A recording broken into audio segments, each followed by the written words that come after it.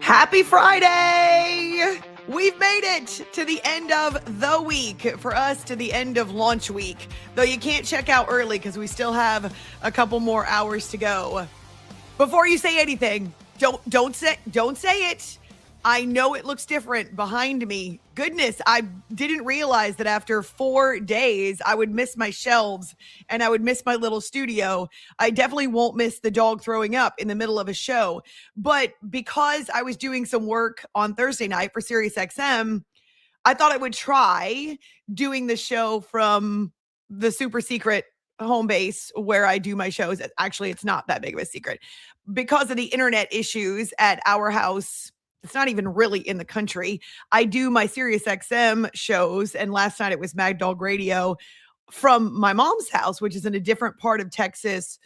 She's got fiber in her neighborhood. We do not have fiber in our neighborhood. And so I thought, instead of getting off the air late, packing up all the equipment, because I use a lot of the same equipment, though not the camera, packing up all the equipment, driving back to my house, not getting in bed, also probably disturbing my husband, but not getting in bed till 1:30 or 2 o'clock in the morning, and then having to turn around and set everything up on Friday. I thought, you know what?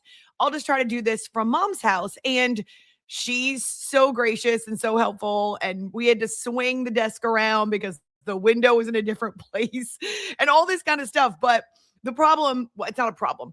The difference is there's nothing behind me, right? So, well, there is something. You just can't see it. Hold on. I'm in a spare bedroom where there are a couple of twin beds on either side of me. And this is a room where, when my nieces were younger, or even now when they come to visit, they stay in here. And so my mom bought that. It's a canvas. I'm not even sure it's a photo, but it's a canvas. She bought it a few years ago, actually, probably when she first moved in. And it's kind of a sweet room decorated for girls and someday another granddaughter. But for now, it's hidden by my head, and it's the only thing on the walls behind me. I don't really need you to see what else is in the room, and so that's why the camera is pointing at the blank wall. But I feel odd because I'm in a different space. I already feel odd because I'm staring at the camera, but I'm in a different space, and it's a different sound quality, and there's nothing comforting like pictures of my grandparents or pictures of Penny or shelves with some of my favorite Star Wars and sports books. Goodness, maybe we can just throw up Spider-Man's mug for the entire show. That's the other thing, is that the microphone, the distance between me and the microphone is odd, but if I move forward, you get nothing but my big face in the camera, and I don't want that either. Maybe I'll just hold the mic. What if I just sit back and put my feet up and hold the mic? How about that? All right. So this is one of those days where I'm still getting adjusted. Yeah, I actually do need to either move forward or I need to move. See, this is better. Right now, I'm just going to hold the microphone until I can figure out a better situation. Okay, so here I was coming into the show thinking about a Feedback Friday and asking you all what you'd like to see and what do you love about some of your favorite YouTube shows or favorite podcasts that you watch and listen to. I'm really excited that so many of you have found the podcast now. So it is available after the fact. So every afternoon, we've got the podcast up on your favorite platforms, whether it's Apple or Spotify. You can watch and or listen. We do have a streaming app in the works as well. And so we'll let you know when that's ready to go. But it is awesome that many of you are checking out the show after the fact, because I know this is right in the middle of a work day, and whether people drive or they're in an office, you can't always throw YouTube up. But the neat thing is, too, YouTube packages everything and keeps it on the channel. So for a one-stop shopping, if you will, to figure out what's there, whether it's the live broadcast you want to watch from the beginning with the countdown, 5, 4, 3. Actually, as that was taking place, My mom has a clock that chimes, and so I could hear it in the background chiming. What is 10 o'clock Texas, 11 o'clock? The packages are there, whether it's the short videos that we throw up on some of our other social media, whether it's the chunks of sound and video that Zach cuts up, like our conversation with Spider-Man yesterday, in which we got the lowdown on Aaron Donald being at Rams practice and also asked Spider-Man to give us his spidey sense about what's wrong with the Dodgers recently. Whatever you're looking for, YouTube is really the place to find it. And I'm hoping that on this Friday, I try not to stump for subs, as the cool kids call it. But if you want the automatic notifications, it'd be cool if you would subscribe. So we've had a lot of traffic. The YouTube channel's seen some vigorous activity over the course of this launch week. And I really do appreciate that. So on this, we're calling it Feedback Friday. I was going to do a Flower Friday, but since I'm not home and Flower's not here, I miss her. But we're doing a Feedback Friday. So I'd love to hear from you. We've got the comments on the live stream, and that's been really active. I really enjoy seeing where you are and where you're watching from and your comments about the show. Mostly, I know Zach has had to block a couple of people, mute their comments, block a couple of people, just because we need to be appropriate as well. There's no 5-second delay. There's no dump button. And yeah, we got to be careful what we put out there. Though YouTube does ask you, is this content made specifically for kids? And at first I thought the channel was asking, can kids watch? Is it appropriate for kids? But actually, if you check that box, then there's all kinds of limitations and stipulations on it, which is smart for any type of a social media channel or site to have guardrails and limitations if it's kids programming. But then I realized what it was actually asking me, is it targeting children? That sounds awful. Is it specifically for children? Is the content not just child appropriate, but is it directed to kiddos? And so when I checked that box, then it opened up a whole new world. So I'm still learning. I've had to Google, hey, how do I do this on YouTube? Or how do I post this on Instagram? Or what does this mean when I see this message? So it's a whole new world for me this launch week. And I know it's not been as smooth as I want yet. I have a very high standard, even though I'm in a new realm. But I do know that I feel more comfortable today. Well, actually, today's not a great example because I'm holding the microphone and there's nothing behind me except a really pretty dress on a mannequin. So today's not a good example of my comfort level, but I do feel more comfortable, and I was feeling pretty comfortable in the studio space and the routine. And we would love to hear from you. I got to put the mic down because when I talk with my hands, it moves all over the place. We would love to hear from you on this Feedback Friday. So if you want to find me on, it's not going to work. Okay, I can do this. I should have fixed this before the show, but I thought I had it set up the way that I wanted. Oh dear. We're having a bit of a blow up Friday too. I'd love to hear from you about your favorite elements of YouTube shows. And so whether it's on social, A-Law Radio, or whether you want to find us on our Facebook page, I know we've got the scroll that we throw up there periodically during the show on the bottom of the screen. And so it's easy then to go ahead and find your favorite social media site. And you can search for All In with Amy Lawrence. That works on a lot of it, like Insta and TikTok. And then Facebook and X, you know those accounts from it. Well, if you know me, if you're brand new to the show, which we have had some brand new listeners who to this point didn't know that Amy Lawrence existed. And that's okay. I like to expand and broaden our reach and our horizons. So whether it's comments today during the live show or whether it's comments later on, what you're looking for, I am so happy that Ask Amy Anything has been received well right away and that we are heading toward football season because that makes life so much more scintillating when you work in this business. We had the first preseason football action just a few hours ago, Thursday night from Canton, Ohio. And I really do applaud the NBC broadcast team. First of all, it was on NBC and not Peacock, which is where they'll end up putting their Sunday night games. Okay, so this is part of the contract. I know it's a little odd because preseason, Hall of Fame, on a Thursday, you'd think, why not put it on Prime, which is where all of the Thursday night games during the regular season will end up. But actually, on Prime last night, there was a Fever Aces game from the WNBA. I know because my mom and her husband were watching that, and I was watching it for a little bit. But it's part of the broadcast rights deal that the NFL has worked out with their various partners. That NBC would also get a game on a Thursday kickoff along with their Sunday games. And this one was actually on broadcast TV and NBC. And so you get Mike Tirico and you get Chris Collinsworth and you get Melissa Stark and all the Hall of Famers. Kind of a neat moment when the Hall of Famers, the Hall of Fame families were there. So not all of them, but a lot of the moms, the dads, kids, wives, they were there kind of in a big group. And Melissa had a chance to interview Drew Brees' wife and Luke Kuechly's dad. So that was kind of fun. And then they went through the interviews with the 5 men who will be inducted into the Pro Football Hall of Fame this weekend.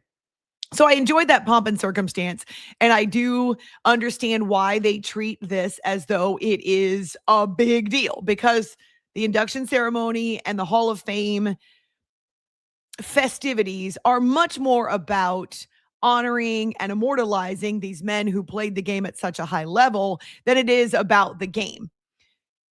It's an extra preseason game, right? So the Cardinals and Panthers still have 3 more to go.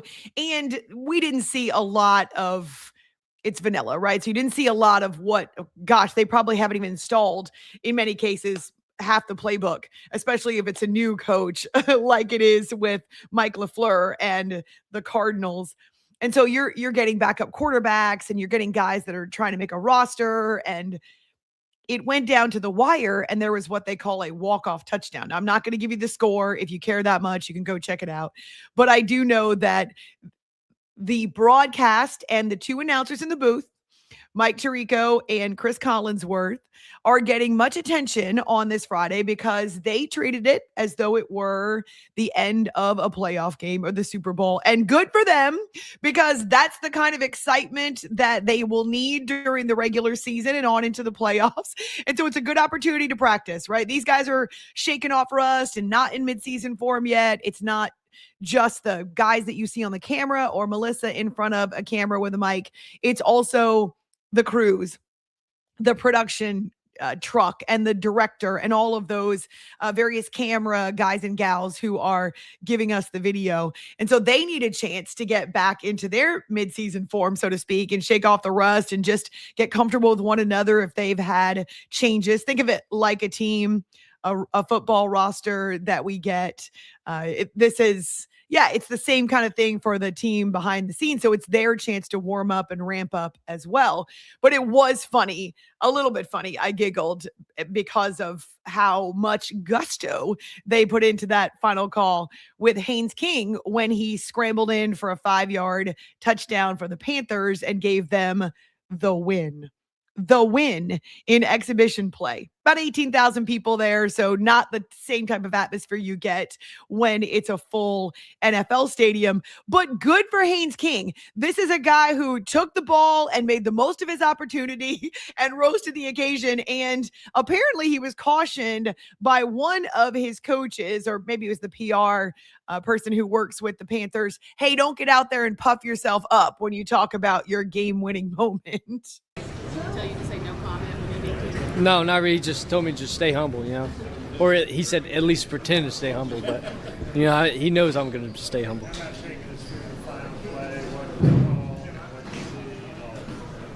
Yeah, we were trying to get Dick Post action on one side, and, we had one-on-one on the other, dropping back, and it just kind of parted, and I was going to try to extend the play because, obviously this is the last play of the game, and then it just kind of parted, and the linebacker started, closing space, and I was like, I can get around him, and, that's what happened, and score the ball, so. How about that? So Haynes King, an undrafted rookie out of Georgia Tech. For those of you in the Atlanta area or in the ACC, he's 25 years old, so he's got some life. He's lived some life, and he is trying to stick on this roster. He's trying to make the roster, and I do love the fact that even though he looks supremely awkward's too strong, uncomfortable, and I know because I feel uncomfortable right now in front of a camera. Not so much the microphone, because the microphone is my friend, but in front of a camera to be sure. And so I get that it would be not the most familiar space for him, but good for him that when he was on the field, even though right now he's listed as the third string quarterback, Kenny Pickett started the game for the Panthers. Bryce Young, obviously their franchise QB right now, but Haynes King gets out there and he makes the most of his opportunity. And also, did you see AJ Dillon? He scored the first touchdown for the Panthers. He's right now listed as the fourth running back on their depth chart, and he's an older guy. So I appreciate that he's still making money at this point. I say older for running backs. He's been around for quite a while. Remember the years that he started with the Green Bay Packers. So this is sixth year for him, seventh year in the league. So he's been around for a bit too. And I love to see him try to make this roster and get into the end zone. And it always dawns on me too, as I watch these games, as much as I will tease and kind of make fun, because it's fake football. It doesn't count. I won't give you the score. A lot of these guys you've maybe never heard of, or if you have heard of them, you are probably not going to see them during the regular season. But that's the beauty of sports, is that you never know quite how a season will unfold, and depth is so critical. And these reps now not only represent a dream come true for a lot of these guys, an opportunity, let me get out there, put me in, coach, let me prove myself, but also it comes time. Let's just say Haynes doesn't make the Panthers roster. They don't keep him on the 53-man roster. Maybe they put him on a practice squad, which is a job. You get paid for that. And then, and I'm not in any way speaking this into existence, nor do I want it to happen, but what if your starting quarterback, in this case, Bryce Young, gets hurt? And then you've got to bring someone back or add a quarterback to your roster who you feel like has some familiarity with what you're going to do. Maybe you like, as a coaching staff, what you've seen from Haynes King, and you promote him from the practice squad. Now he gets to stand on the sidelines for an NFL game and also make some money doing it. But mostly that's where he's dreamed of being, and he can absorb and he can pick up a lot from just being there on the sidelines and having a clipboard in his hands and knowing that at any moment his number could get called. Maybe they want to throw a wrinkle in. Maybe Kenny Pickett needs to, I don't know, he rolls his ankle and needs to get his ankle retaped. Well, then if it's in the middle of a series, which probably not, generally, even without a shoe, you would try to tough it out, right? Or call a timeout. But you never know as a backup QB when your number might get called. And so if you're a practice squad QB, you certainly have an important role game prepping. And a lot of times you are the one, if you have any type of a similar skill set, you're the one who is simulating the opposing team's quarterback as they're installing the defense and as they're going through the scout for the week. But if you're on the team and they like the work that you're doing and they think you're absorbing playbook and they believe that you're engaged, even though you may not be out there on the field on game day, it's sometimes a lot easier to grab the guy off the practice squad and put him on the roster for the game. And then if you're a part of the 53-man designated roster for a game, you are one snap away from going in. So I do love the way these stories develop. And we've got great examples. Actually, a Panthers example. Do you guys remember Jake Delhomme, an undrafted quarterback who played in the Super Bowl? I mean, there's a lots of amazing stories. It's not just QBs. But as they say in poker, a chip in a chair. And why do I know that? Why is it in my brain? Well, because I was in, I like how I point, like it's behind me. I was in Northern Virginia, DC area with my husband. We were visiting my brother's family to end July, kind of our last hurrah before we end up with, new schedule, settling in every weekday. But we were there, and my brother's family is in a poker phase right now. We played it a lot when the girls were younger, before they knew what was going on. With my two brothers, we would play poker, and they would sit there and they would use their presumably Russian accents while we were playing poker. Used to crack us up. So my nieces gave my brother a really nice chip set for his birthday in July. And so they've been on this poker kick. So when we were there, my husband and I were playing poker with my brother, my sister-in-law, my two nieces, even one of my nieces, her boyfriend was there too. So we had a big table going, and it was a lot of fun.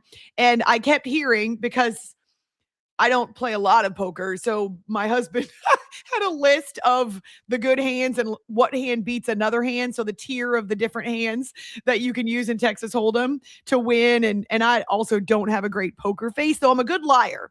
Okay, so I don't keep my emotions off my face, but lying is one of my skills. I can, I don't know why I'm bragging about this. I can lie with the best of them. But with poker, of course, you got to take risks, and you got to use the mental edge and acuity if you can. And so there was one time where I nearly got wiped out. It was down to a few chips, and my brother just kept saying, a chip and a chair, a chip and a chair. So yeah, if you're Haynes King and you've just scored a walk-off touchdown for the first time in an NFL action, even if it's preseason, it's exhibition, it's a highlight reel moment, and you, Haynes King, have a chip and a chair for now, and that can turn into something. I like that. Chip and a chair. Maybe that'll be our theme. It's a Feedback Friday. What would you like to see on your favorite YouTube show? I do see, actually, Zach, question. I have a question. I see that there are comments over on the side on the live stream. Are those old, or do they start over every day? That's my question.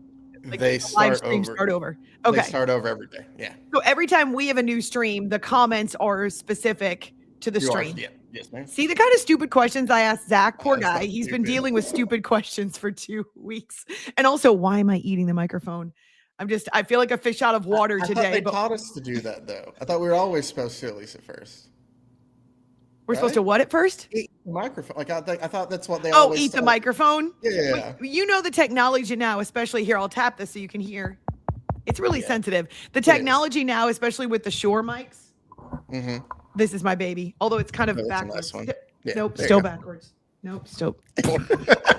I bought this because I knew I was going to be doing a lot more work from home once I left Jersey and couldn't and didn't really want to go into Times Square anymore to work on SiriusXM. And actually, most of their hosts on both Mad Dog Radio and SiriusXM NFL Radio work from all over the country. I mean, they might be on remote or location now and then, but most of them do their shows over Zoom. And that's where the new mic came in. So I remember I got a text from the manager of NFL Radio, and I really wanted to do the show. I was excited about it, but he said, you're going to have to work from home. I think something to do with studio space or producer or whatever. And he said, do you have a Shure mic? And when he said that, I honestly had no idea what he was talking about, a Shure mic, and then realized as I Googled it. Yeah, well, the good news was Amazon delivered it the next day. I didn't have to go out and get it. Amazon delivered it. So it's now my baby. I'm very careful. It's still, hold on, where is it? Oh, it's back behind me. It's still in the box and the original packaging and the original mold, the cardboard mold that it fits in. And I'm very careful about it. There are two things in my life that I'm uber protective of. One is this microphone, not just because of how much it costs, because it's right now my connection for work, but also my piano. When we moved, I was like a ninny with the piano. It's an old piano too, but I just was. Oh, I have a I question cared then more for about Ask. the piano. Absolutely, go ahead. No. I didn't mean to cut you off there. I was just going to say that I have a question now for Ask Amy Anything next week. Then Nice. when we talk piano stuff. Go ahead. Nice, very cool. So yes, it's an older piano. It was a hand-me-down. It was a used piano that my mom bought for me. Actually, it cost more to hire the movers to get it into my house in New Jersey than it did to buy it, because the family was just trying to get rid of it. But I went back and forth, thought, will I move it? Will I not move it? I could probably just get another one, but it's sentimental for me, and it was a gift, and I love it. It's the same kind of spinet piano that I grew up on when I was a kid. And so, yes, I was like a ninny. Every time my husband would touch the piano, And I mean, he does a great job, but I was really nervous that something would happen to the legs. So we hired movers when we were leaving New Jersey 2 days before we put the rest of the stuff into the truck because we moved ourselves with a U-Haul. We hired movers just to get the piano out of the house and into the truck. That's it. I think I paid $300 for them to come get the piano out of the house and into the truck. That was it. And make sure that it was secure. Yeah, So, no, you got to be careful with some things. I get it. it was important. That was really the most important piece. Everything else, hey, we'll replace it if we have to. That and the Shure microphone, because it is my lifeblood connection. All right. It's a Friday. It's a feedback Friday. It's football Friday, kind of.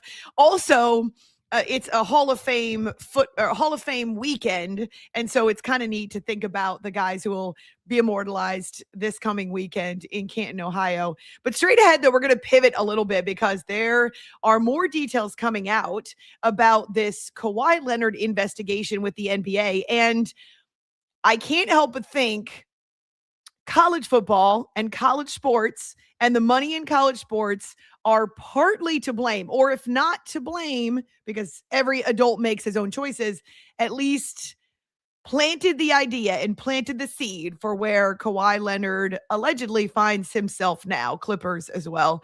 It's a Feedback Friday. So whether you're sending your comments to the stream, whether you're finding me on social media, we'd love to hear from you. We're still working things out. Clearly, I'm still working stuff out on this Friday, but we're glad to connect with you here. All In with Amy Lawrence on YouTube and the Rogue Media Network.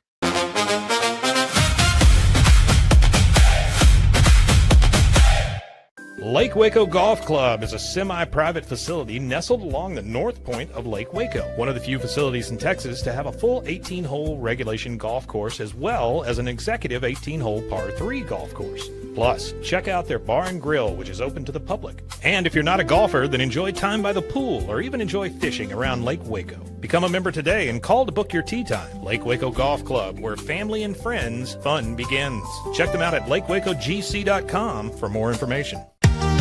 Summer isn't over yet. Make every last splash count at Waco Surf. Catch perfect waves, float the lazy river, or relax on the beach while the kids make unforgettable memories. Stay in their hotel or private cabins, or hook up with your RV. Located just 90 miles from Dallas and Austin, set on 450 acres in the heart of Texas, Waco Surf is unlike any other water park around. Before school starts, give your family one more epic adventure. WacoSurf.com. Book your stay today and catch a wave. It's the premier charity event of the year, the 2026 Central Texas Cattle Barons Ball, presented by Ascension Providence. A fun evening filled with great food and drink, dancing, a spectacular auction, and more. This year's theme is Nashville Nights, Neon Lights, and Bullfights. Get your tickets now, donate, or be a sponsor. Help support the American Cancer Society to find a cure. The 2026 Central Texas Cattle Barons Ball, October 24th at MCC Highlander Ranch. For more information, go to centraltexascattlebaronsball.org. Enjoy a quiet atmosphere with beautiful river views at the Brazos Landing, located in Waco along the Brazos River across from McLean Stadium. Enjoy homemade dishes like shrimp and grits, chicken piccata, braised short ribs, prime New York steaks, and more. Plus, enjoy a delicious dessert like creme brulee or key lime pie. Open for lunch and dinner Tuesday through Sunday. Brazos Landing in Waco, the only place where I-35 and the Brazos River meet.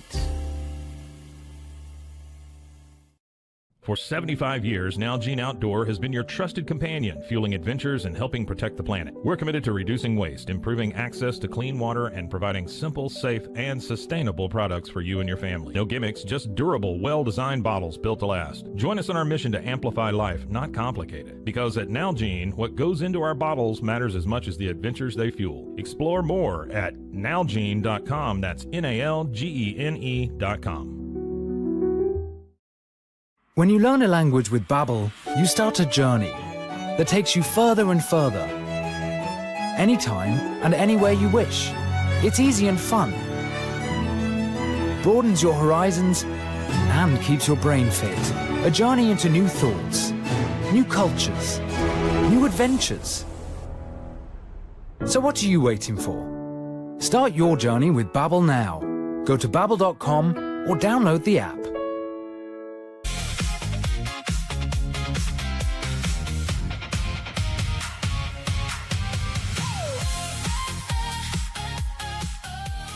I disclosed to producer Zach that I am, now see, I feel like I'm too close to the camera now.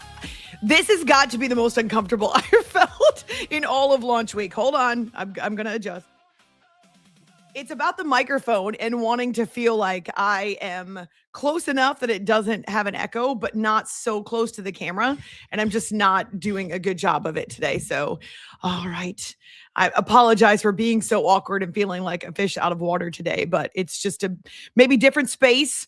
Although I don't know how I could get that comfortable in a space after just 4 days, but I think it's a combination of still trying to find my comfort level with a camera and being on camera all the time.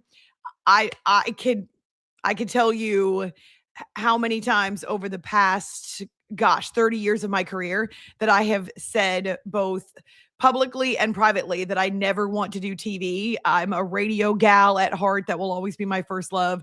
And when I was talking to Corey, my new boss, the owner of Rogue Media Network, I specifically asked him, will people be able to listen to the shows as a podcast afterward? Because I wanted to still be able to offer a radio/audio show or product to people that don't watch YouTube.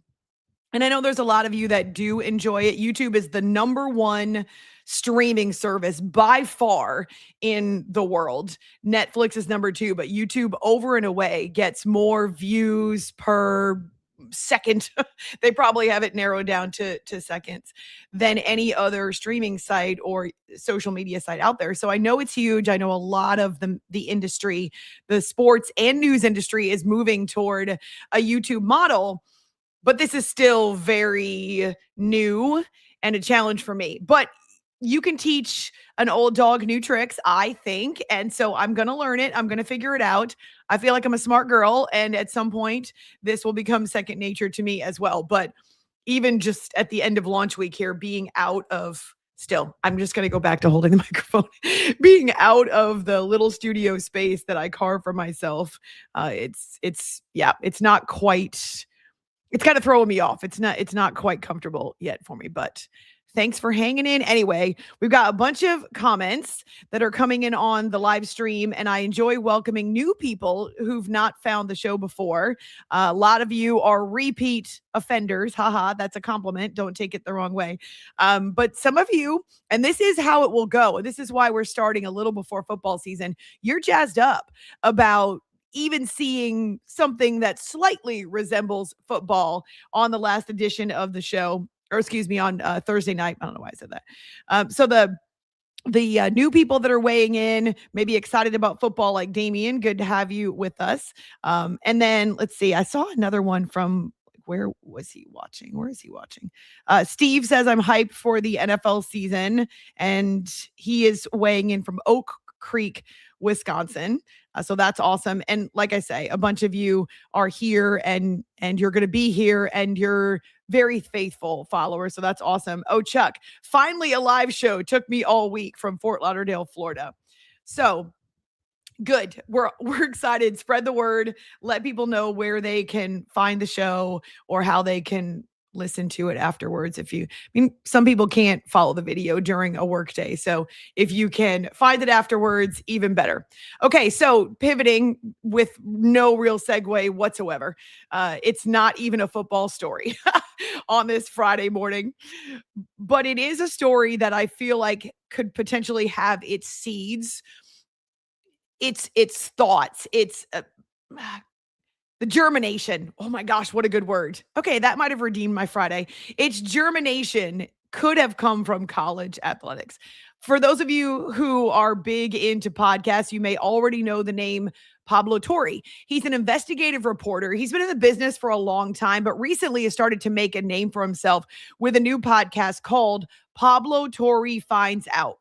He does investigative stories and he kind of fleshes out details, and he finds sources, and he sees if he can get to the bottom of whatever controversy or mystery is out there in sports right now. This one, maybe not so deep.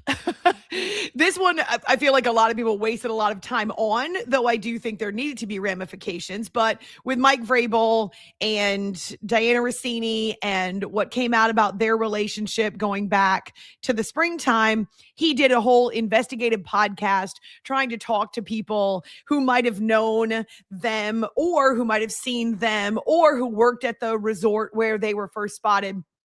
So he does investigative reporting. And as I say, he'll find ways to kind of flesh out some of the details. And many of his sources stay anonymous.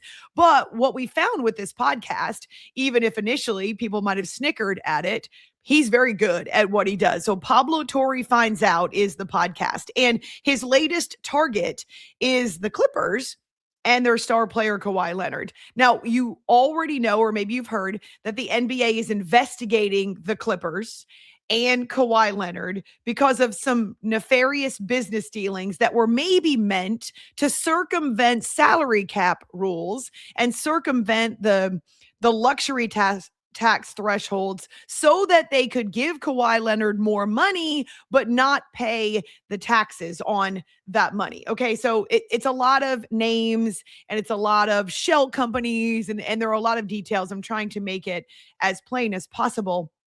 But the NBA started its investigation going back actually almost a year now. So September of last year, because of some investigation that Pablo Torre did on his own.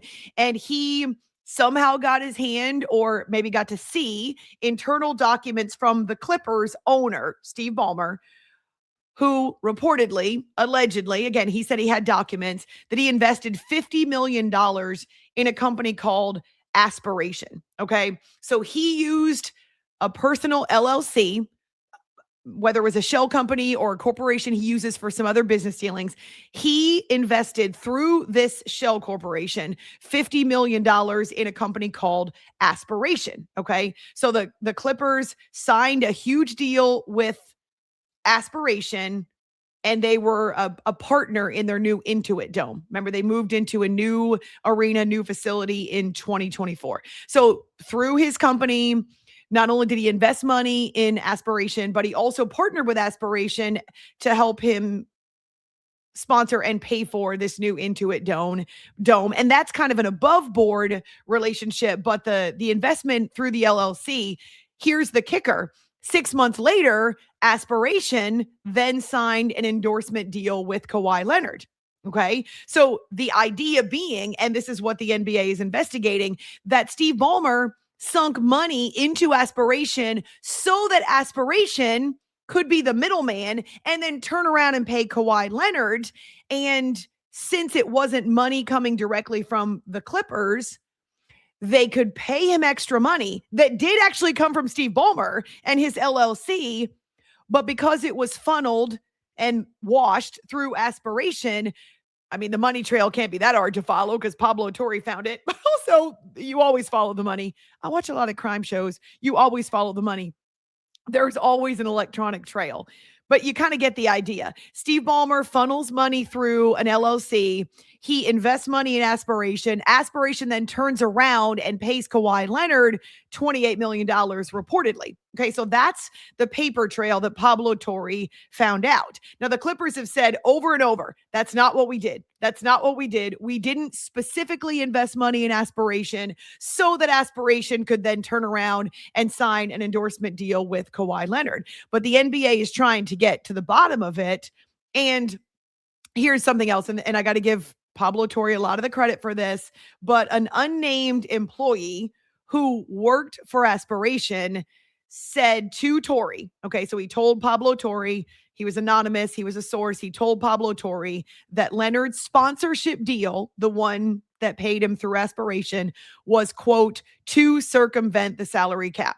So you maybe have a whistleblower now with Pablo Torre. So here's the next wrinkle and what's coming out in the latest round of podcasting and investigating by Pablo. I'm really impressed with him. I admire him a lot for the way that he's carved out this niche in his career. So now there are allegations, and Torre believes that he's found connections to a bankrupt, so it's no longer operating, a banking company that also had a sponsorship deal with Kawhi Leonard worth millions of dollars. Okay. But they're also the company that built the Clippers video board inside Intuit Dome. I'm looking up because the video board, the high technology with the huge, I mean, they're multi-sided now, sometimes not even 4 sides, but you can have like 5, 6, they can even be octagonal shape. They've got the videos that play and reach every part of the arena. Seriously, I'm looking up while I'm talking about it because I'm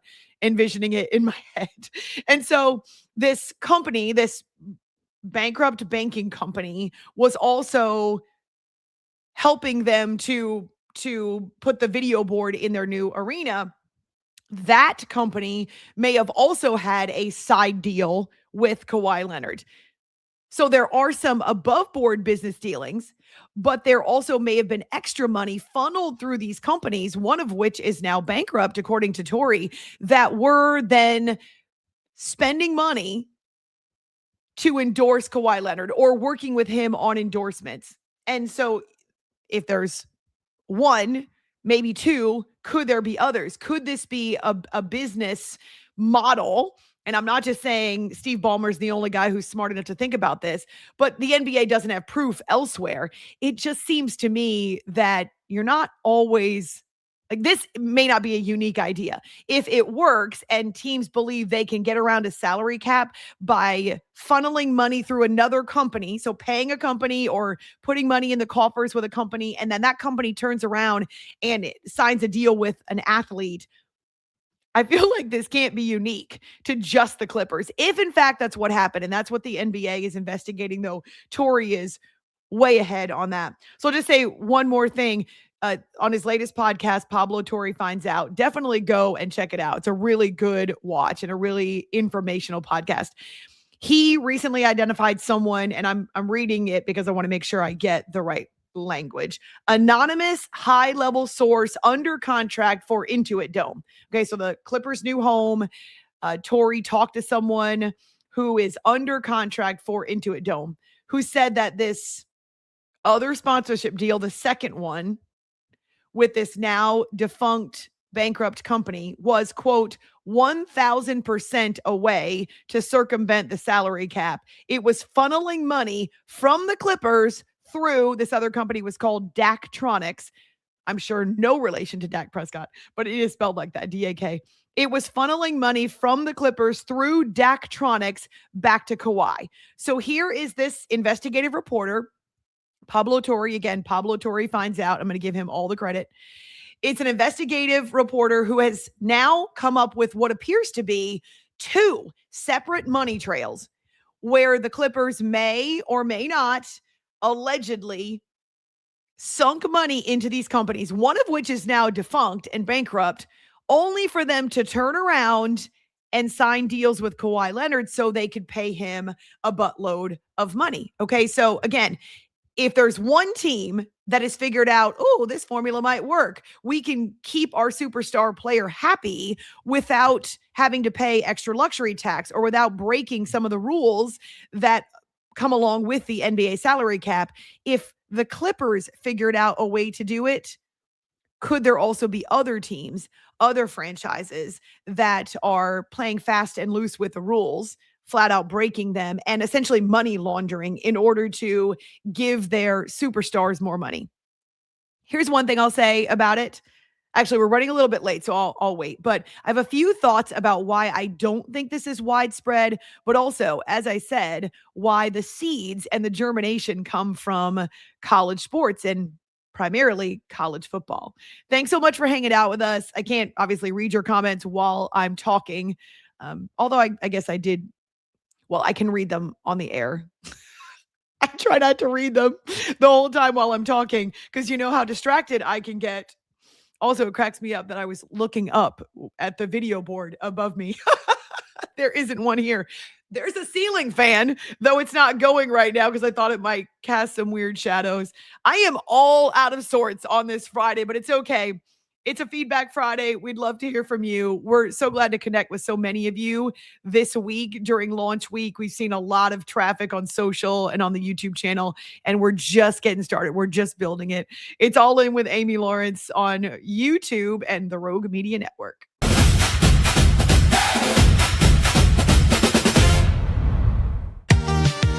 Summer isn't over yet. Make every last splash count at Waco Surf. Catch perfect waves, float the lazy river, or relax on the beach while the kids make unforgettable memories. Stay in their hotel or private cabin, or hook up with your RV. Located just 90 miles from Dallas and Austin, set on 450 acres in the heart of Texas, Waco Surf is unlike any other water park around. Before school starts, give your family one more epic adventure. WacoSurf.com. Book your stay today and catch a wave. It's the premier charity event of the year, the 2026 Central Texas Cattle Barons Ball, presented by Ascension Provident. A fun evening filled with great food and drink, dancing, a spectacular auction, and more. This year's theme is Nashville Nights, Neon Lights, and Bullfights. Get your tickets now, donate, or be a sponsor. Help support the American Cancer Society to find a cure. The 2026 Central Texas Cattle Barons Ball, October 24th at MCC Highlander Ranch. For more information, go to centraltexascattlebaronsball.org.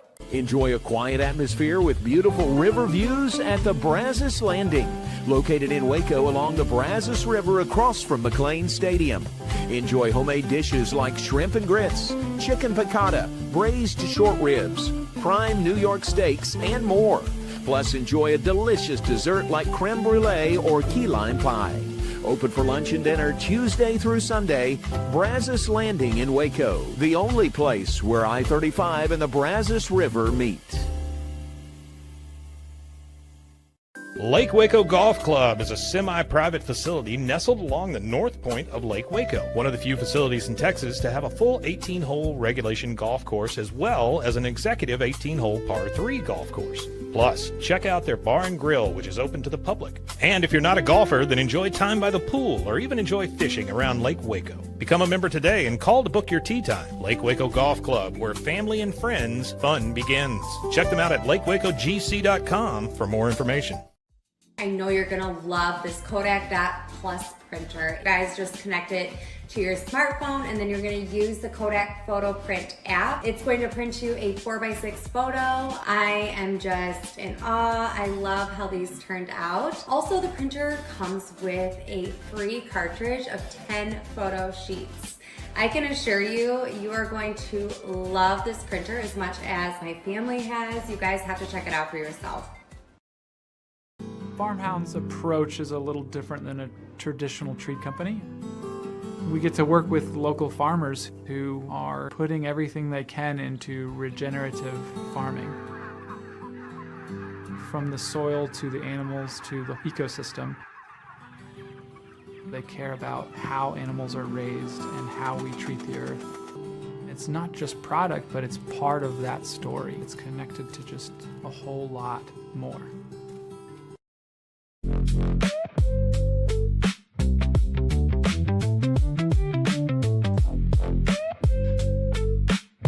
Maybe if I can get through an entire segment without touching the microphone.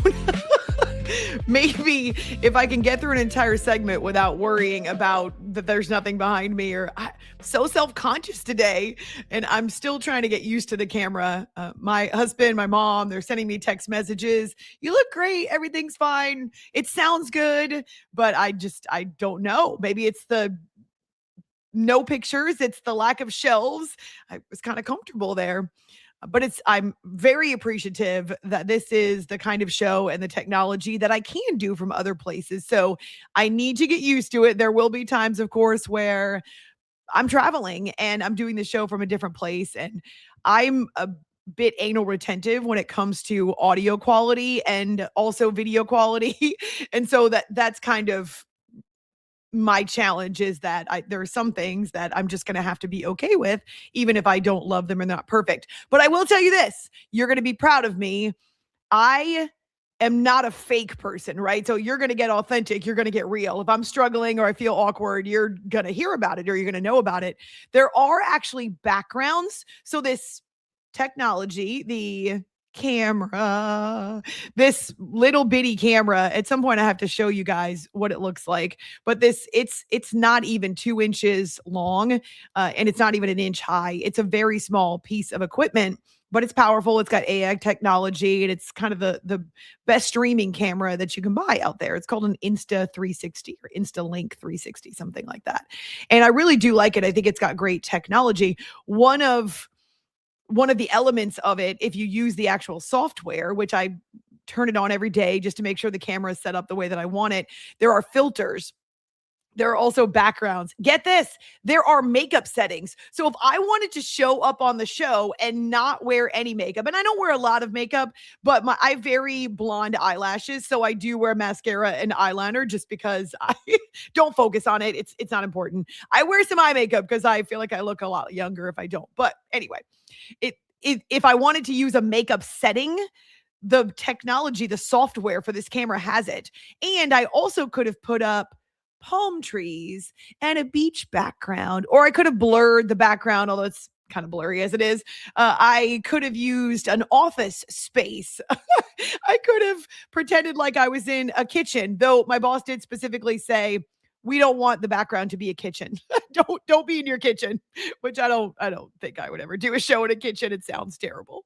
So yeah, I'm not using a background, even though I could and pretend like there are beautiful windows behind me and a palm tree waving in the breeze. Instead, you've got one canvas. It's not my dress, but it's a beautiful canvas. And it just so happens, it would be nice if it was over my shoulder, but instead my big head is blocking it. So yeah, I'm a mess today. It's a messy Friday in my head, and it's a feedback Friday to hear from you, whether you have guest suggestions. I don't know how we top Superman. Not Superman. We got Spider-Man yesterday, and actually having Spider-Man make a cameo on the show, my husband and I decided, all right, we're going to go ahead and we're going to see the new Spider-Man. We are IMAX snobs, and so we're going to go see it in IMAX. And I think I've told you, but I'll admit I have not seen the other Tom Holland Spider-Mans. And so I was Spider-Man. What? Wait, is it Spider-Mans or Spider-Men or Spider-Man dose? Spider-Man series. Oh, I realized my mic was muted the entire time I'm talking to you. I was going to say Spider-Man sounds right, or like Spider People maybe, if you get like a...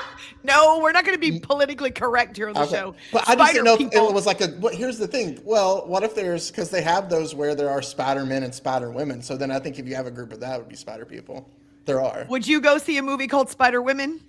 That sounds creepy, actually. It does. It sounds very creepy. No woman I know likes spiders. That's the thing. Is like I give Mary Jane credit, but no woman that I know actually likes spiders. So I kind of feel like that's not awesome. A thing. No, fair enough. I think it is Spider-Man. I think that's what we'll go with.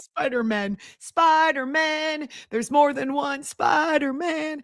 And anyway, we haven't seen the other Tom Holland Spider-Man movies. And I was searching, wondering, actually, if you want to answer this question for me, I know ask Zach too, what other material do we need to see before we go watch the new one, which is Brand New Day? But these movies go in and out of IMAX. They don't stay very long, and we want to see it in IMAX.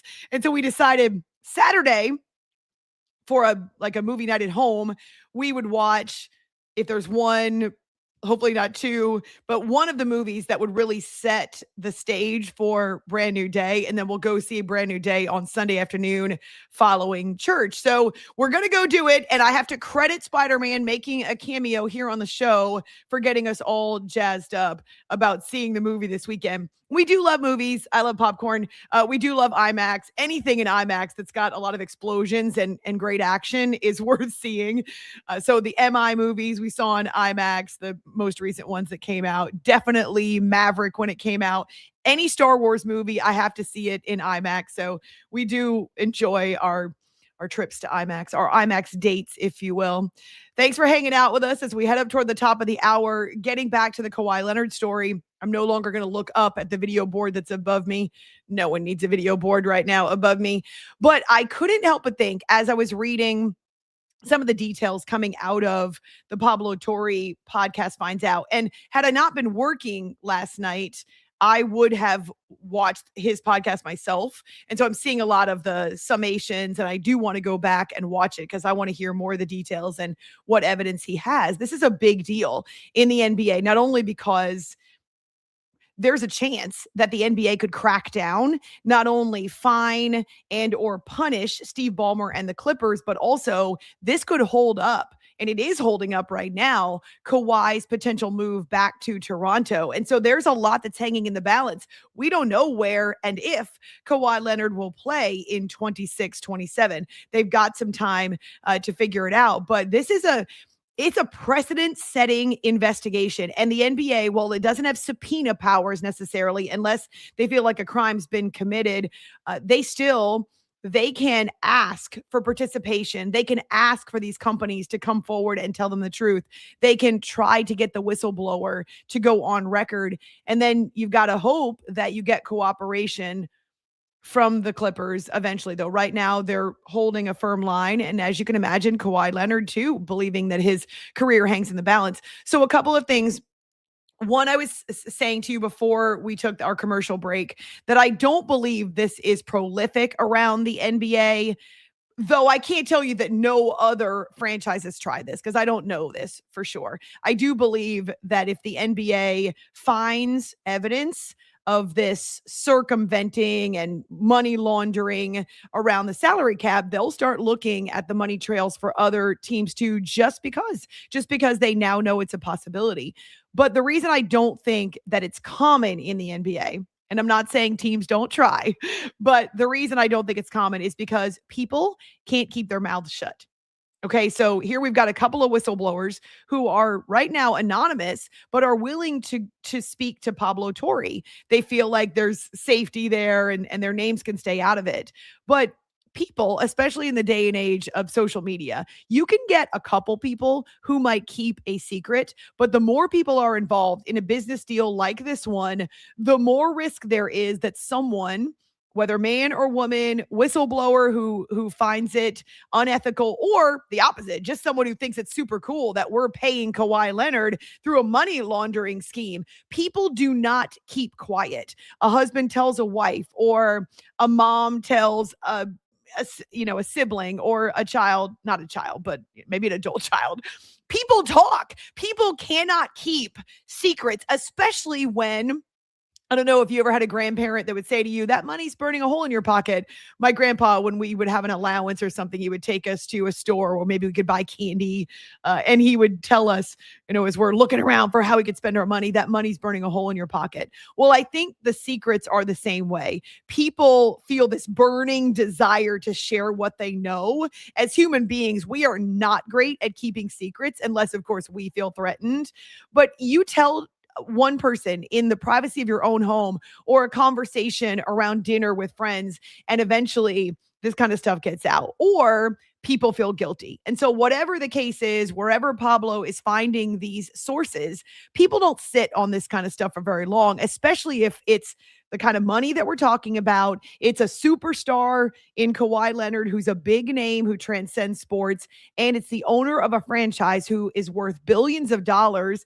People think, hey, why does he get to break the rules? I'm struggling to buy groceries. This guy is money laundering, allegedly, and trying to make more money by circumventing the rules. Okay, so people don't do well keeping secrets. And the more people know, the more it gets out there, which is why I don't think it's common in the NBA, because we would have heard about it or we would know about it before long. And there's also strength in numbers, if you will. So if there's one whistleblower to come out, well, then likely there would be other whistleblowers who would step forward as well.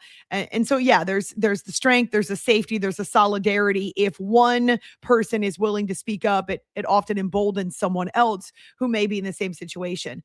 But the other factor and the other thought, every time I've seen any news or headline about this investigation, I come back to college sports and the fact that right now, as much as we love the product college football, it's a huge mess. It's the wild, wild west. This is why Congress, Capitol Hill trying to get involved, trying to have some type of guardrail or bumpers or ways to contain and regulate. I know that's a word that can often feel like a bad word, but regulate what's happening in college football.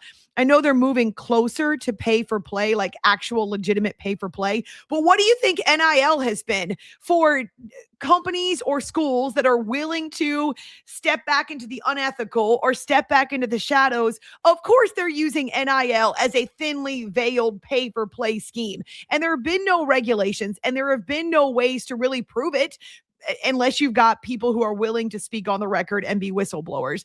College football, especially, but also college basketball, has been so much about the bottom line and finding tricky ways to sidestep the very few rules that there are, or playing fast and loose with interpretation of name, image, and likeness. And of course, the transfer portal and the money that these athletes can now make. It's gotten out of control. And so I believe as you see pro sports franchises watch what's happening in college sports, there's the germinating, and you've got financial advisors or owners or front offices who are ruminating on this and thinking about it and brainstorming. And hey, if they can funnel money through a car dealership to pay a quarterback for endorsements, why can't I funnel money through a company that will then turn around and endorse and not only endorse, but compensate my star player and give him more money? Who cares if the money's coming from me? I've got 2 or 3 degrees of separation. Can you see how that would be a powerful temptation and suggestion in the pro sports world to get around what they believe are salary caps that might hurt their desire to keep their superstar and do business a different way? So yeah, it's convoluted, it's complicated, and I am very interested in the outcomes of the NBA investigation, but also what happens to Kawhi and how the league might use this as a precedent if this pops up again in the future. And again, kudos to Pablo Torre and his podcast for the work they've done. I highly recommend you go and watch and listen to the evidence for yourself. At A-Law Radio is where you can find me online. Also, search for All In with Amy Lawrence on TikTok and Instagram. We put the shorts up, and that sounds funny. We put the short videos up, and we enjoy connecting with you. We're just building. It's just starting. So we believe in the potential and the growth, and mostly that's driven by connection with you. So 1 hour down. Happy Friday to you. It's a Feedback Friday. We'd love to hear your suggestions for the show moving forward. All In with Amy Lawrence. Our thanks to Waco Surf, who's partnered with us. Rogue Media Network is located in Waco, and we need those business partners too. No nefarious shell companies that are funneling money and money laundering, not Waco Surf. It's just a great place to have a vacation before your kiddos get back in school or before you get back into a routine. Thanks again for joining us here on YouTube and Rogue Media Network.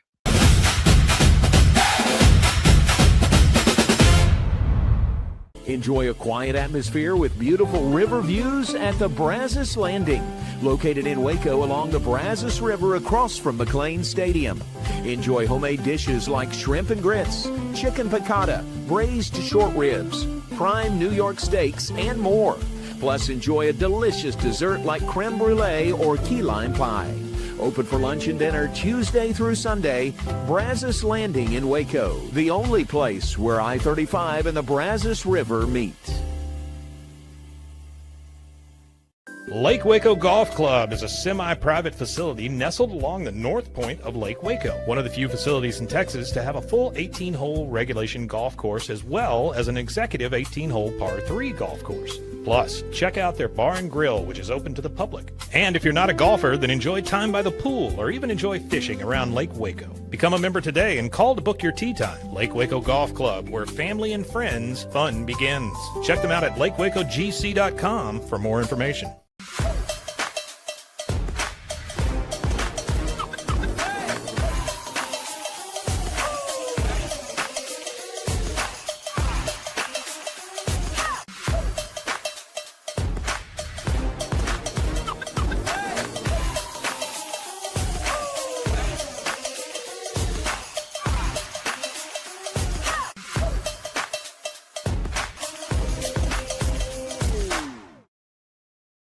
Farmhound's approach is a little different than a traditional treat company.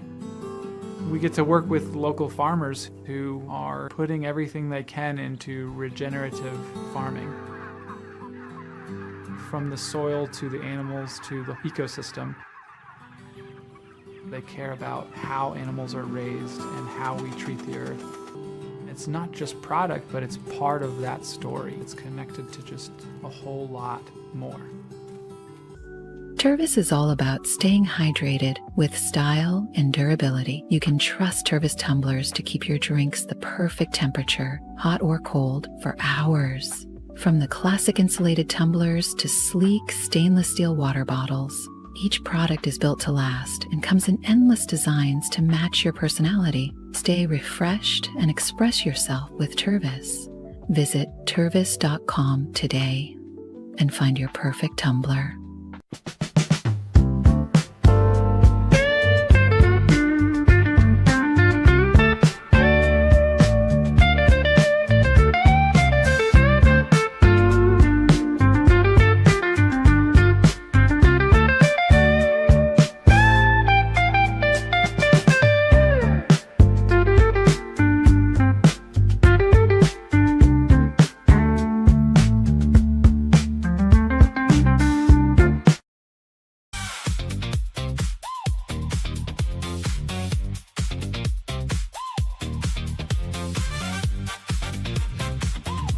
The Shure mic has touch technology, one touch technology. Can you see the light on the top? Yeah, so you press it, it turns red, and that means it's not live, or it's not operating. You mute it, so to speak. And then green, and I actually could change the colors. They told me that I could change to purple or to orange, which would be a fun trick, but I don't have time to figure out how to do that. Like we talked about earlier in the week, I don't always read directions, and I know you don't either. So thank you for hanging out with us on what is a fun Friday. There's some football to it, so we could also call it kind of a fake football Friday. We're not quite there yet. I actually do plan to institute Flower Fridays, whether flowers that are like, that grow on plants, that are the bright colors that make you happy, or my dog Flower. And since our other dog is Daisy, I feel like they can both be part of a Flower Friday. I love flowers. And we recently are trying to spruce up our property. We bought a piece of property and a house that had been empty for a year. The previous owner had passed away. And so we had a lot of work to do. We started, of course, with the inside, but now that we're working on the outside and we've done some repairs, and I don't think it was supposed to be a fixer-upper. We weren't intending to buy a fixer-upper, but there was a lot more that had to be done. I know I told you about creepy crawlies in Texas earlier in the week. The house had not been treated for bugs in over a year. So the house had plenty of its own creepy crawlies that had moved in. So I would not stay in the house until it was professionally cleaned one time. I usually do all my cleaning myself. I don't hire someone to clean for me because I'm still able-bodied and can do it.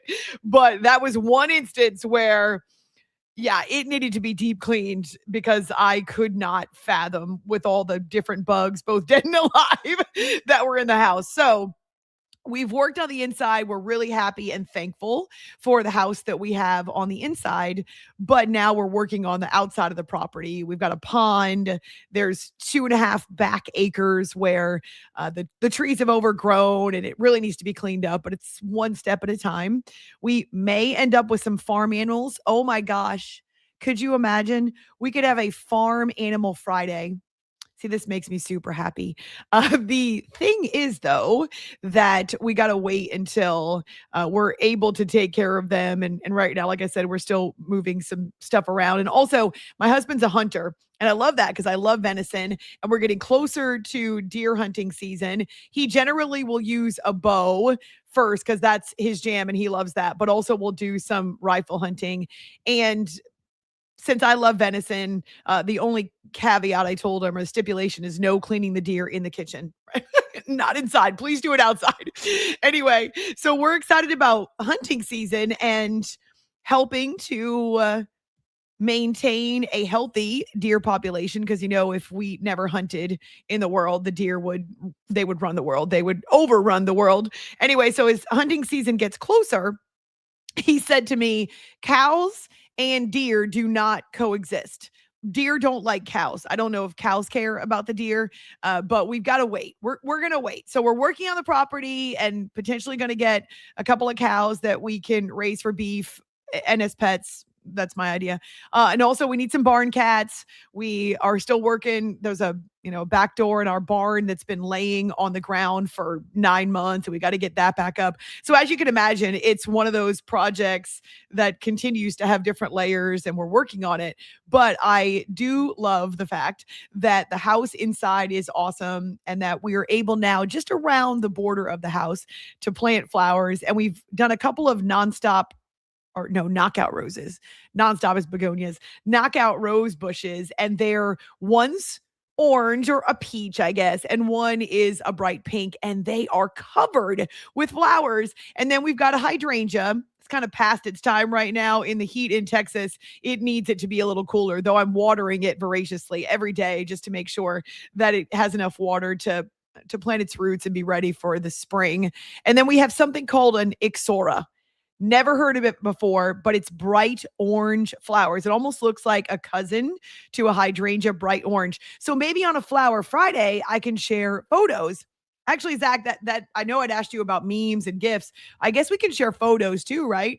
If I submitted a photo to you, you could always throw it up there on the screen. Yeah, no, absolutely. And nice. we'll have more of that moving forward then too. But yeah, no, anything you send like that, or if we want to do like a Flower Friday and we want to do pets, I'll have to figure out something else. I was trying to figure out a way if people wanted to share theirs, we could share that too. But, absolutely. What if they sent us photos on social media? You could send it and we can post them that way. Yes, we could then throw them up. That'd be awesome. And I do remember pretty much any time that I would share a photo of my pets going back to my radio show, people love dog photos, right? We agree on nothing in this country but the NFL and dogs.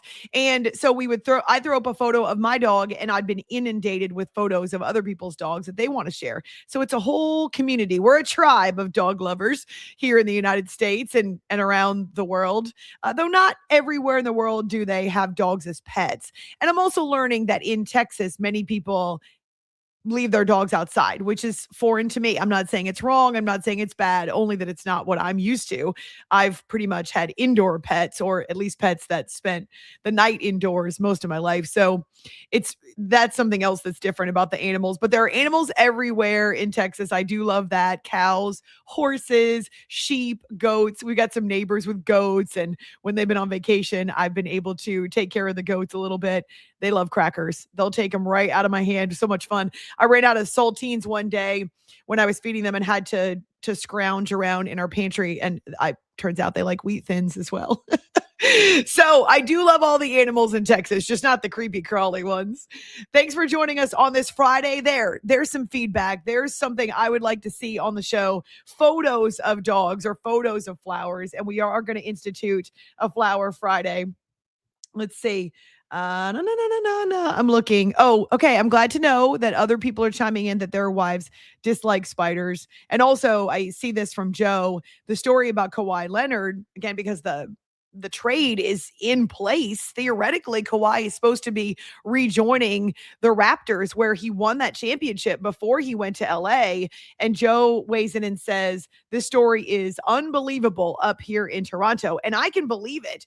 It's not that Canada has turned into a basketball country.